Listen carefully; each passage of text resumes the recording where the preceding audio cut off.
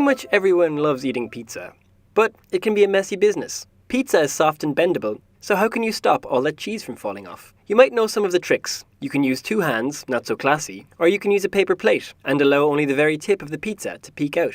There's one other trick though. Holding the crust, you can sort of fold the slice down the middle. Now the tip of the pizza isn't falling over, and you can eat it without getting tomato sauce all over yourself, or accidentally biting off some of that paper plate. But why should the tip stay up just because you've bent the crust? To understand this, you need to know 2 things. A little bit about the math of curved shapes, and a little bit about the physics of thin sheets. First, the math. Suppose I have a flat sheet made out of rubber. It's really thin and bendable, so it's easy to roll into a cylinder. I don't need to stretch the sheet at all, just bend it. This property, where one shape can be transformed into another without stretching or crumpling, is called isometry. A mathematician would say that a flat sheet is isometric to a cylinder. But not all shapes are isometric. If I try to turn my flat sheet into part of a sphere, there's no way I can do it. You can check this for yourself by trying to fit a flat sheet of paper onto a soccer ball without stretching or crumpling the paper. It's just not possible. So a mathematician would say that a flat sheet and a sphere aren't isometric. There's one more familiar shape that isn't isometric to any of the shapes we've seen so far: a potato chip.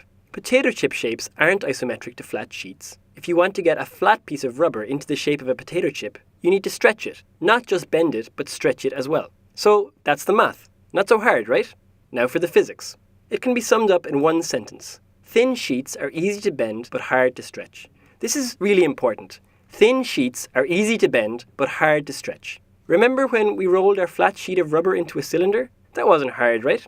But imagine how hard you'd have to pull on the sheet to increase its area by 10%. It would be pretty difficult. The point is that bending a thin sheet takes a relatively small amount of force, but stretching or crumpling a thin sheet is much harder. Now, finally, we get to talk about pizza.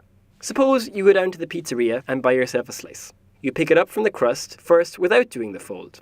Because of gravity, the slice bends downwards. Pizza is pretty thin after all, and we know that thin sheets are easy to bend. You can't get it in your mouth, cheese and tomato sauce are dripping everywhere, it's a big mess. So you fold the crust. When you do that, you force the pizza into something like a taco shape.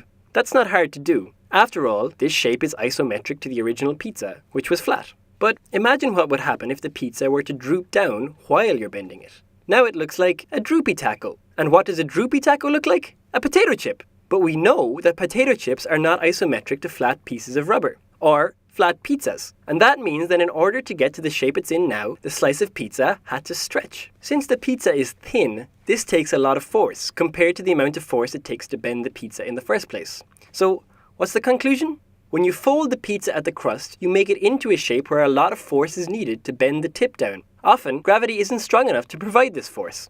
That was kind of a lot of information, so let's do a quick backwards recap. When the pizza is folded at the crust, gravity isn't strong enough to bend the tip. Why? Because stretching a pizza is hard, and to bend the tip downwards, the pizza would have to stretch. Why? Because the shape that the pizza would be in, the droopy taco shape, isn't isometric to the original flat pizza. Why? Because of math.